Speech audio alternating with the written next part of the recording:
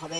VGF এর চাল এবং টিসিবির কার্ড মেরে দেওয়ার ঘটনায় প্রতিবাদ করলে দাম্ভিকতা দেখিয়ে এভাবেই ভয় দেখিয়েছেন এক চেয়ারম্যান।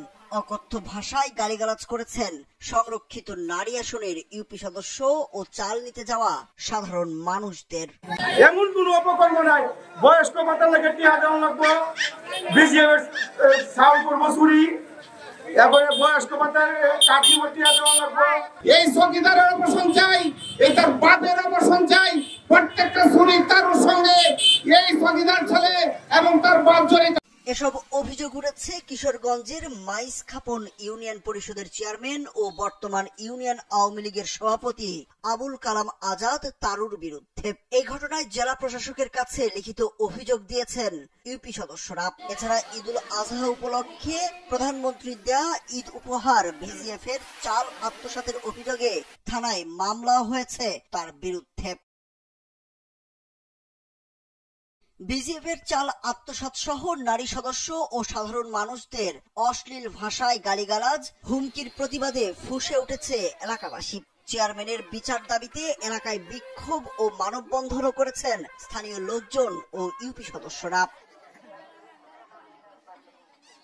অভিযোগ, ইউনিয়ন পরিষদের চেয়ারম্যান নির্বাচিত হওয়ার পর থেকে আবুল কালাম আজাদ গত ২.৫ বছর যাবৎ টিসিবি, ভিজিএফ ও বয়স্ক ভাতা কার্ড বিতরণে ব্যাপক অনিয়ম করে আসছে। প্রধানমন্ত্রীর উপহারের চালও বাদ যায়নি চেয়ারম্যানের থাবা থেকে। জনপ্রতি 10 কেজি করে ৪৪,৪৭০ কেজি চাল বিতরণের কথা থাকলেও বিতরণ করা হয় ২১,৬৫০ কেজি চাল। বাকি প্রায় 23,০০০ কেজি চাল লুট করে খেয়েছেন চেয়ারম্যান আবুল কালাম। যে 5টা আমার আন্ডারে 5টা গ্রাম আছে, 5টা গ্রামে যে মহিলারা যা তারা আমরা একটা দিন তো দিতে পারি না। আমি প্রধানমন্ত্রীর কাছে বিচার চাই, কেন মহিলা সদস্যরা কত দুর্বল আর বিচ্ছি ভাষা গালাগালি করে। অভিযোগের বিষয়ে জানতে মুঠোফোনে চেয়ারম্যানের সাথে একাধিকবার যোগাযোগ করা হলেও তাকে পাওয়া যায়নি।